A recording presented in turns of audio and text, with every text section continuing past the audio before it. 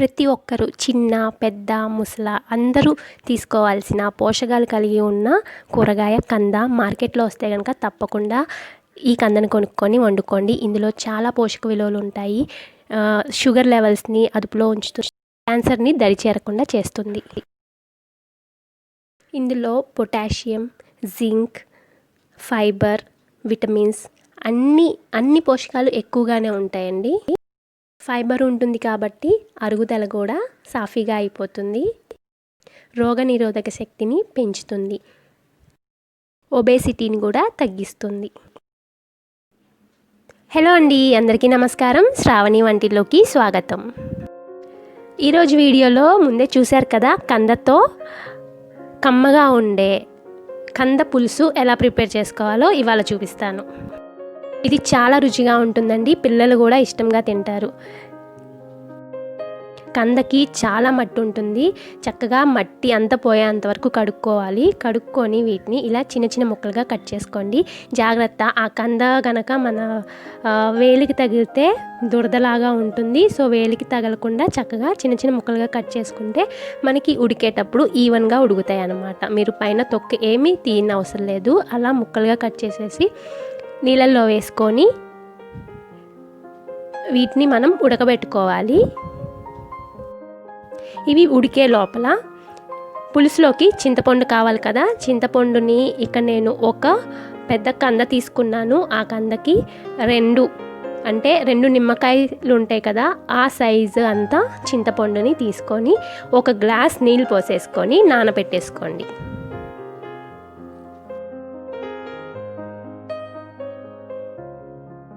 ఇప్పుడు కందని ఉడికించుకుంటున్నాం కదా. కంద ఉడికిందో లేదో తెలియాలంటే చాకుని గుచ్చితే మనకి అది తేలిగ్గా గనక వెళ్తే అది ఉడికిపోయినట్టే.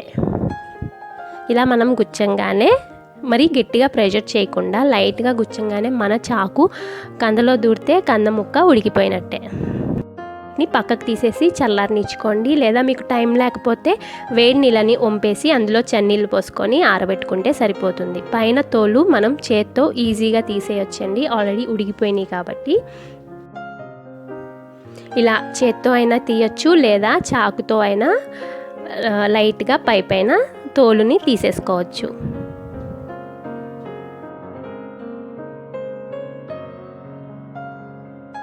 ఇలా పై చెక్కు తీసేసుకున్న తర్వాత మరొకసారి మంచినీళ్ళతో కడిగేసుకోండి.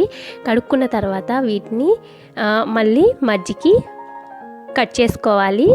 అంటే చిన్న ముక్కలుగా కట్ చేసుకుంటే మనకి పులుసులో ఈవెన్గా ఉడుకుతాయి, అలాగే తినేటప్పుడు కూడా బాగుంటాయి అన్నమాట. ఇప్పుడు పొయ్యి వెలిగించుకొని బాండీ పెట్టేసి అందులోకి 2 టేబుల్ స్పూన్ల నూనెను వేసుకోండి. మనకి పులుసు కాబట్టి నూనె ఎక్కువ పట్టదు, 2 టేబుల్ స్పూన్లు సరిపోతుంది. ఇప్పుడు ఇందులో 1 టీ స్పూన్ జీలకర్ర, అలాగే 1/2 టీ స్పూన్ ఆవాలు వేసుకోండి. ఇవి వేగిన తర్వాత ఇందులో 5 లేదా 6 పచ్చిమిరపకాయలు చీలికలుగా కట్ చేసి వేసుకోండి. అలాగే ఒక పెద్ద ఉల్లిపాయని ముక్కలుగా కట్ చేసుకొని వేసుకోండి. మరి చిన్న ముక్కలు అవసరం లేదండి, పులుసు కాబట్టి కొంచెం మీడియం సైజుగా కట్ చేసుకుంటే సరిపోతుంది. ఇప్పుడు వీటిని ఒక 2 నిమిషాలు వేయించుకోండి.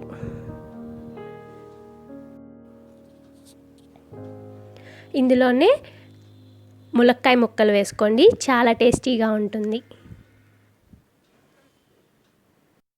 కందని అలాగే వండుకోవచ్చు, ములక్కాయ ముక్కలు ఉంటే వేసుకోండి, ఇంకా రుచి బాగుంటుందన్నమాట. ఇందులో 1 స్పూన్ ఉప్పు, అలాగే 1 టీ స్పూన్ పసుపు వేసుకొని మరొక 2 నిమిషాలు వేయించుకోండి.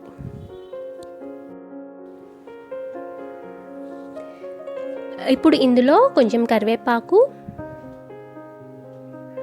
అలాగే మనం ఉడికించి కట్ చేసి పెట్టుకున్న కంద ముక్కలు కూడా వేసుకొని లైట్గా ఒకసారి కలుపుకోండి.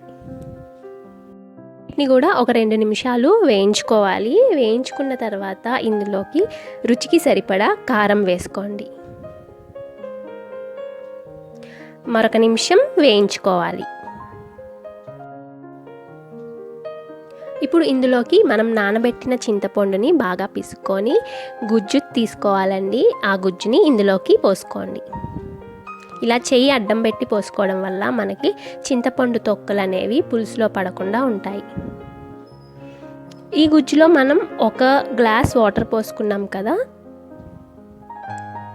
ఈ గుజ్జు అంతా తీసేసిన తర్వాత మళ్ళీ అదే గుజ్జులో ఇంకొక గ్లాస్ వాటర్ పోసుకొని మరొకసారి పిసుక్కుంటే చింతపండులో ఏమన్నా మిగిలిన గుజ్జు ఉంటే కనుక అది కూడా వచ్చేస్తుంది అనమాట. సో మనం ఇక్కడ టోటల్గా ఒక కందకి 2 గ్లాసుల వాటర్ని వేసుకున్నాము.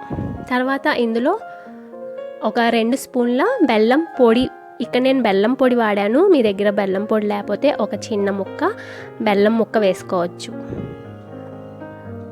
సో ఇవన్నీ వేసేసుకున్న తర్వాత బాగా కలుపుకొని ఒక 5 నిమిషాలు మరిగించుకోండి. కదా వెంటనే మనకి ఉప్పు కారం తెలీదు. మరిగిన తర్వాత ఒకసారి ఉప్పు కారం చెక్ చేసుకొని చాలకపోతే యాడ్ చేసుకోండి. నాకు ఇక్కడ ఉప్పు సరిపోలేదు, అలాగే కారం కూడా తగ్గిందనమాట. సో నేను కొంచెం యాడ్ చేసుకున్నాను. కొంచెం పుల్లగా అనిపించింది, మరొక స్పూన్ బెల్లం పొడి యాడ్ చేసుకున్నాను. ఇలా పులుసు అంటే అన్నీ బ్యాలెన్స్డ్గా సరిపోవాలండి. ఉప్పు, కారం, పులుపు అలాగే తీపి అన్నీ బ్యాలెన్స్డ్గా ఉంటేనే మనకి పులుసు అనేది రుచిగా ఉంటుంది. ఇప్పుడు మరలా మొత్తాన్ని ఒకసారి కలుపుకొని మూత పెట్టేసుకొని మీడియం టు లో ఫ్లేమ్లో కుక్ చేసుకోండి. ఇలా మనం ఎప్పటి వరకు కుక్ చేసుకోవాలంటే పులుసు అనేది చిక్కబడాలి, అలాగే మనం వేసిన ఆయిల్ అనేది ఇలా పైకి తేలుతూ ఉండాలన్నమాట. అలాగే లోపల ములక్కాయ ముక్కలు కూడా ఉడికిపోవాలి. ఇలా నూనె పైకి వచ్చేసిన తర్వాత పులుసు కన్సిస్టెన్సీ చూసుకోండి. చిక్కబడితే స్టవ్ ఆఫ్ చేసేసి దించేసుకోవచ్చు.